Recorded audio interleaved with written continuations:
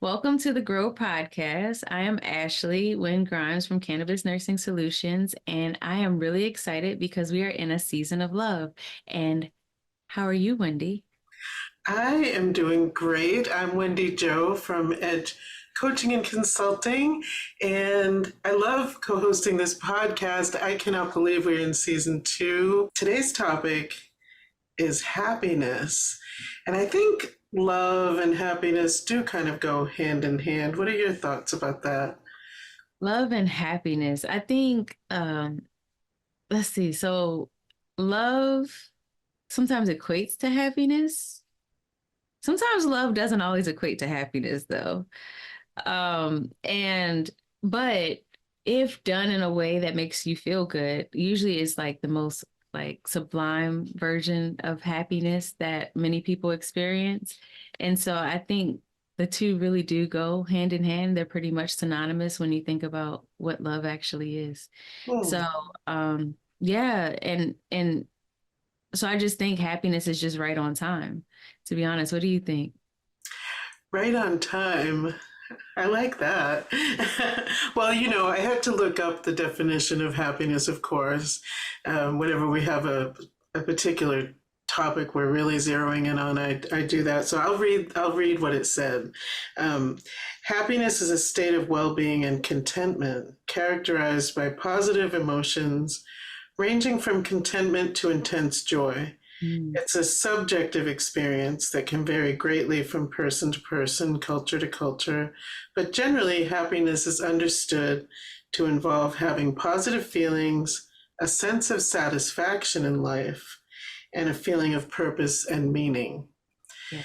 So it's funny, they don't mention love or self love in there, Mm, but I feel like to have purpose and meaning, you kind of have to have arrived at some form of self-love to find meaning in your life. I think they're intertwined, as you mentioned. I really do. So, and can you find joy if you haven't found love in the world or within yourself? I think it'd yeah. be pretty hard. Yeah. Yeah. I mean, because I don't know. It just seems I don't even have like a firm thought on why it connects. It just does. Like it's you know what I mean? Like for some reason my logical mind isn't really can't figure out how to articulate it, but I just think it belongs together. Because you're right. Like at some point in your life, we all may not experience the traditional like I'm gonna marry you kind of love, Mhm. but you might have the love of a dog or like a parent or a child's or or yourself, and at some point in order to experience happiness or contentment, because we all have to go through some version of love to get to contentment, um, we have to experience love. Mhm. Yeah, But I agree. I agree. It kind of like brings you on a path. So you find your purpose in life, which is Mhm, difficult. Many people don't ever find their purpose, right? mhm, But for people who kind of start to go through some self-reflection and spiritual awakening, they're oftentimes looking for their purpose in life, finding what is the path that I'm supposed to be on. And as they find that and find some meaning, and a reason to get up in the morning, some sort of passion, you know, the it takes love to really step onto that path, yeah. and the love of spirit too to keep going on it, because it can be really difficult, as you know. Yes. um, and and so then when the happiness starts to blossom, I think it just they blossom more and more together. I think sometimes people don't find happiness because they've boxed themselves in also. Like if they have an expectation of what their life's supposed to look like, I hear people say, well, I'll be happy when Yeah. whatever, get a better job, get a better house, Yeah. have some money in the bank, whatever it happens to be. But it's kind of a false box they put themselves in. I know, what are your thoughts about that?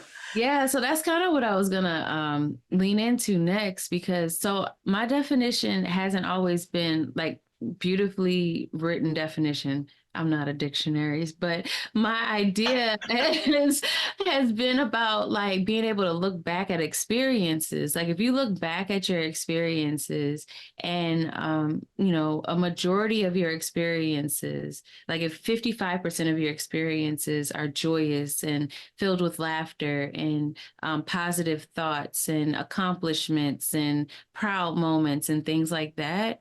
And only 45% of your life is, all the other stuff we don't ever want to talk about, like death and scraping a knee and, depression or whatever, you know what I mean? Then when you look back, you'll say, I'm happy. And then if you look back and a majority of your experiences are um, filled with negative experiences, 65% versus 55 on the opposite side, then yeah, maybe you'll look back and say, you know what, life kind of sucks. I don't want to be here. I don't want to do this. I don't like it here. I don't want to get out of it. I don't feel like it. And for that person to have to flip that, they have to find ways to find positive, joyous moments. And that's why I think the gratitude process works, is because if I'm in that experience of looking back and saying, oh, life ain't really working for me right now. I don't like it. And to be able to find a reason to have gratitude, that takes that adds to like your piggy bank of positive moments. And over time, you look back and you have now a bunch of positive moments that lead to this experience of happiness. Right. I think it boils down to perception, Yeah. right? So, there's the old, adage, is the glass half full, is the glass half empty, right? And people look at life many times one way or the other, but I think that it's not so black and white. And I Mhm. think that really it comes down to, how do you perceive a situation? Mhm. You and I can go into the same situation and I can come out happy and joyous and had a great time. And you can come out and say, wow, that really sucked. I don't know what was going on in there, right? Because our lives have been different. Our perceptions are different. How we see the world, how we connect with others, it's all, it really boils down to that. So, what is happiness? I feel like in many ways we make our own happiness and joy, or we don't.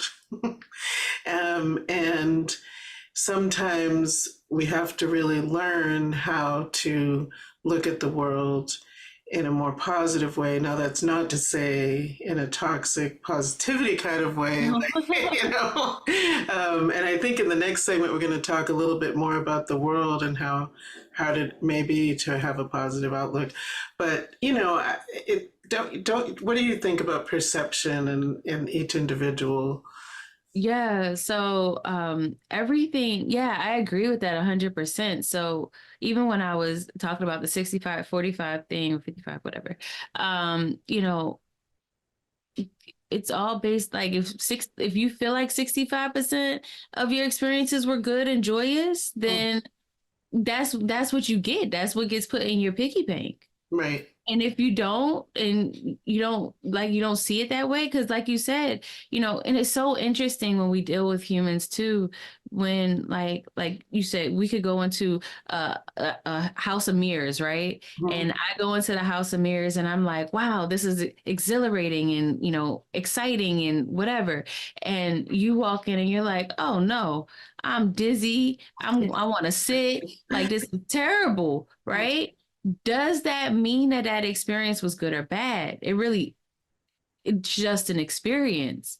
And just because we have our own Mhm. history and our background and physiology and all those things, it shifts the way that we experience the very same thing. Mhm. And so, if more often, and that's why trauma is a big deal, Mhm. because more often when you experience trauma, you see things through the lens of the trauma, which means most often everything you see is going to be negative. Mhm. Yeah, and people, because of that, experience the same traumas differently. Hmm.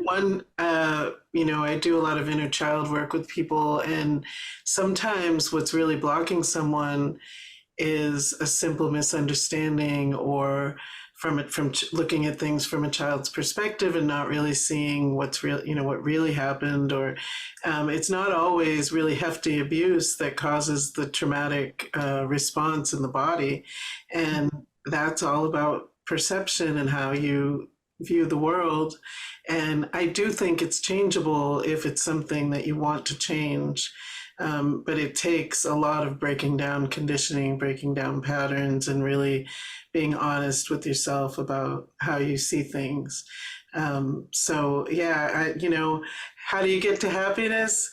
Yeah, there are roads, and you mentioned gratitude, and that is a practice that definitely will uplift and bring you on a road to finding happiness in your world. You know, Yeah, and I just want to finish the segment by saying everybody does have access to happiness. it's true. And we'll be right back. It's like a sense of meaning, joy, overall, just life is good. And we're all searching for happiness. And the first thing I think of is, am I happy in this moment? And I guess the answer is, of course, because I feel pretty content. I think happiness is subjective, meaning everybody can say whether or not they feel happy or not and experience very similar things. I think it's a matter of how we contextualize the experiences. The most common question that people ask is, how can I find happiness? But I just think that happiness is all around, and I think the first step to identifying it is finding gratitude in the moment. What are your thoughts on the topic? Have you ever thought about consuming cannabis but was worried about smoking it or eating it? Or maybe you just want to give your lungs a break, or you had a really bad edible experience. As a healthcare professional, I am very conscious of the multiple ways of dosing your medicine. One of the ways that you can consume cannabis is through a transdermal patch. This is not often talked about. The cool thing about transdermal is that there is a 97% bioavailability to this type of consumption method. Now, the problem is finding a trusted resource to facilitate your consumption. And guess what? I found a product that I support. It's called Synergy Skinworks. It's a cannabis delivery system that works effortlessly since the medicine goes where the blood flows. Patch on, peace out. And we're back. We're talking about happiness today on the Grow Podcast.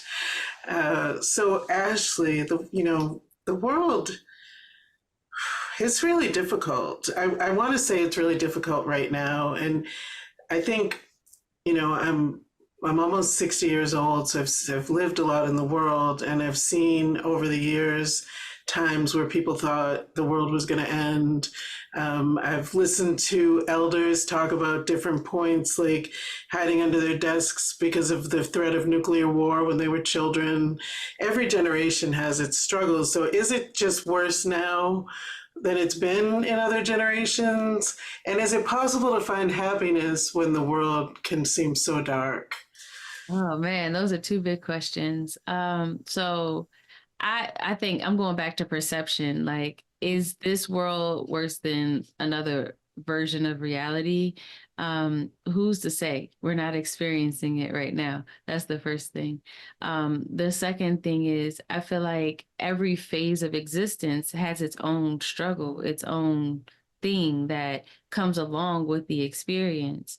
And so when you look at certain eras in time, you're like, it seems like it's better because they didn't have, let's say, problems with AI. They don't have AI back in the 1920s, right? But in the 1920s, they had a significant depression where suicide rates were through the roof. Mm-hmm.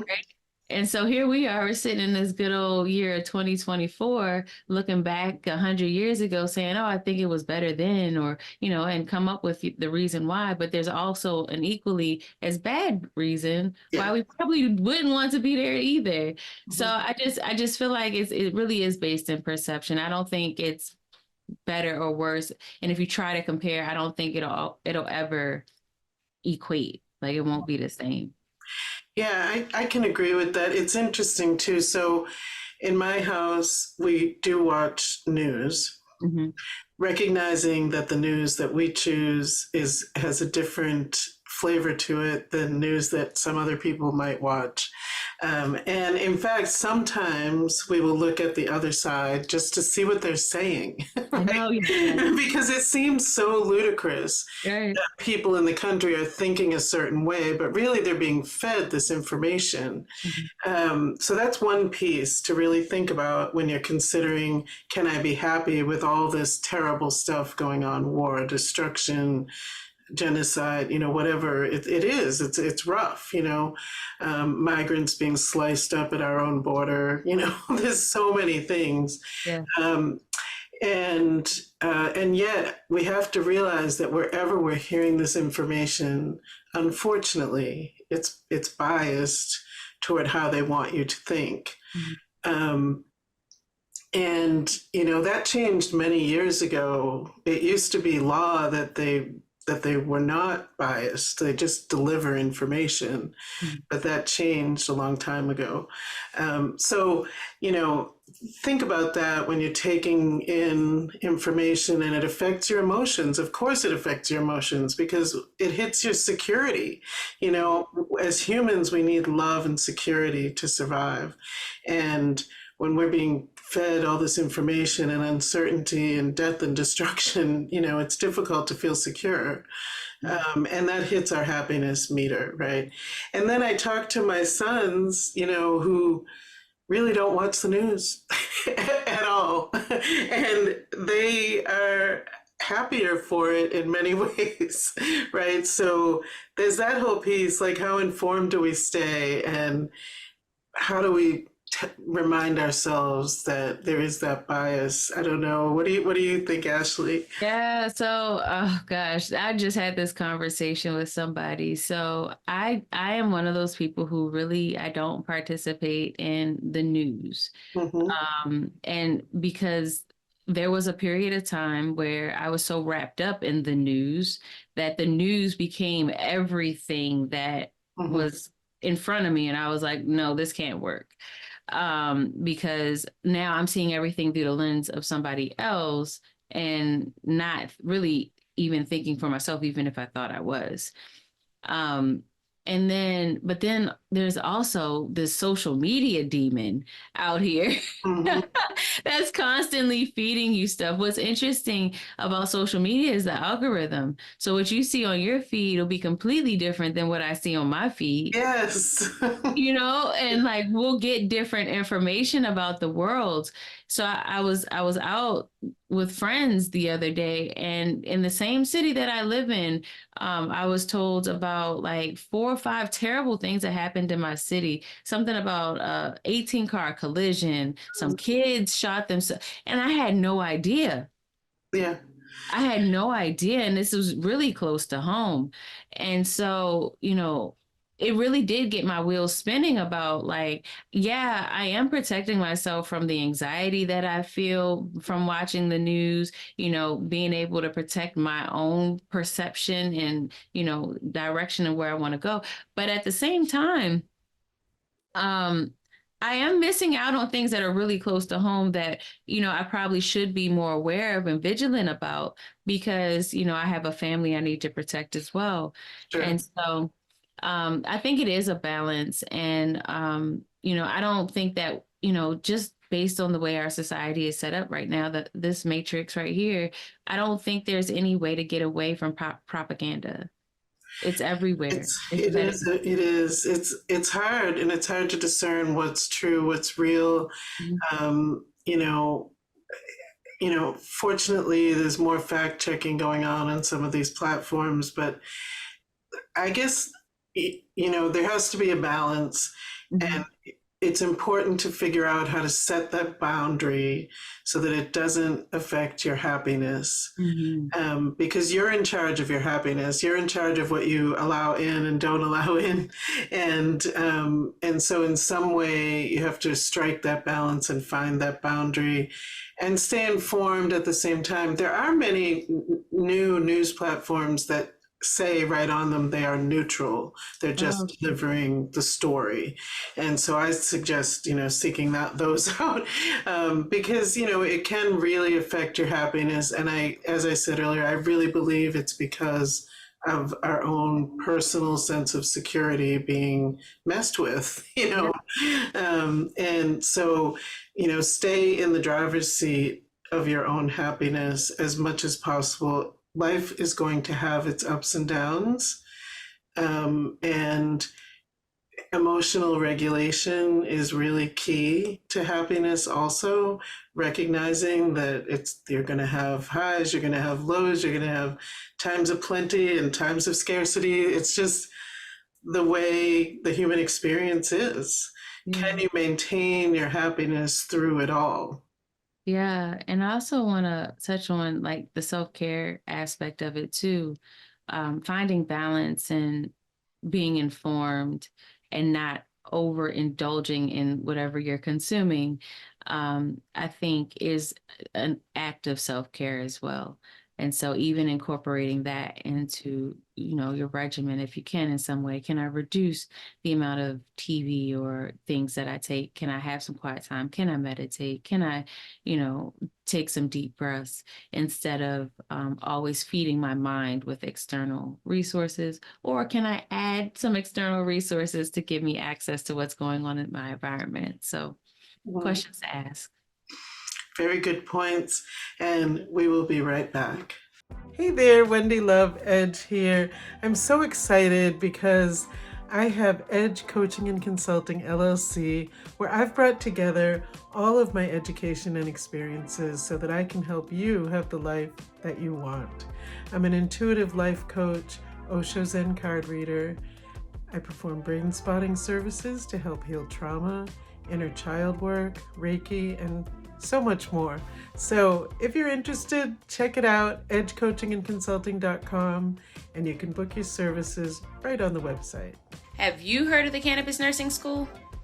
It's a place where cannabis nursing, entrepreneurship, and spirituality meet. The High Aligned Tribe is waiting for you, and it's so easy to find. CannabisNursingSchool.com. And we're back.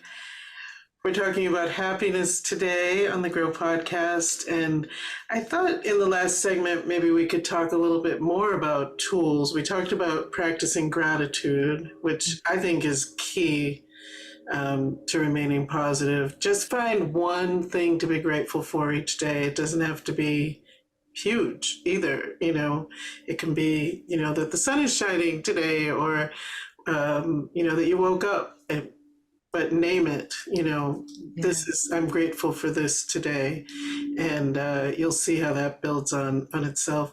You were talking about self-care too. What do you suggest specifically for happiness? Self-care wise, I believe anything that makes you feel beautiful or loved or happy. So, one thing that I started doing every once in a while is if I wasn't really feeling too, how we get all self-conscious in the mirror, we're like, "Ugh, my hair, ugh, the wrinkles, the whole Oh, thing. yeah. you know, um, I just started if I started to do that in the mirror, instead of picking at myself, I would just put on some makeup, put on some lip gloss, put on some eyeshadow, and that was, yeah, makeup isn't really good for your skin or your pores, but it's an act of self-love in the form of adornment. And so, finding ways to do that, I think is an act of self-love. Even if it means take a shower. I know for many moms across the world, taking a shower is Yes. a luxury because It's a it's quiet. gift. Yes. Yes. Agreed. Yeah. I see it. So as an occupational therapist, I see it in my patients. The day that they want to really really wash their face well, look at a mirror, put on a little lotion or maybe a little makeup, I know they're starting to feel better. They're Hmm. starting to feel happy and remembering who they are in their Yeah. journey of health. And so I agree with that. And also for men too, wanting to shave, wanting to actually attend to physical appearance is a sign of feeling a little happier with yourself. And sometimes you have to make yourself do it. Oh, I can't today, just a little bit. Throw some cold water on your face, a little lotion, brush your hair. You'd be surprised. Yeah, And yeah. and that it's not. I know it's not that simple, right? But it's just steps to your own happiness, taking care of yourself. And And it there are doesn't have to essential be. oils too that are create exuberance, like lemon. Like Yes, if I'm feeling a little down, I put a little lemon oil or orange oil in my hands and yes, just yes, yes, yes. lift you up. Yes. And it doesn't have to be everything. I think sometimes like, as we're kind of going and we're just running things off, like y'all just be putting on makeup and smelling oils all day, like no, it doesn't have to be everything. It doesn't have like just pick one thing. Right. If it resonates with you, if it's, putting on lip gloss, if it's putting on a little bit of eyeshadow, like I know sometimes when I make the recommendation about eyeshadow, like I can't do my makeup. Maybe that's not where you start, right? Yeah, do Start somewhere something else. else. Right. Maybe for you, it's finding that one thing to be grateful for, Right. or shutting off the news Yes. if you're Yes. listening so much to that, and put on some music and dance a little bit, move your body. You know, Yes. happiness. So first you find a little contentment, and then maybe think about what is the structure of your life. Are you adding in leisure activities? Are you on your path and doing the work that really brings you joy? But like you said, one little step at a time. If you try to tackle everything at once, you might get frustrated or give up. But by just kind of starting with one thing and following it through, and then going to the next thing, you're building your own happiness and realizing that you are empowered in this process. Yes. Yes. I mean, you get to, everybody has access to happiness. Do you choose happiness? And you can take a moment and you can choose it in any moment, whenever you want. And if you miss this moment, choose the next one. Right, right. And that's taking into account that we realize that for many people life is really difficult. Yes. I myself in my own journey have had periods that were really difficult. And the way out of it for me most times is starting with the gratitude. Yeah. Yeah. And to be honest with you, I think that was probably the most profound step in my journey to take was starting with gratitude. So I agree with that 100%. Wonderful. Well, we hope this was helpful, and I wish you love and happiness on your journey.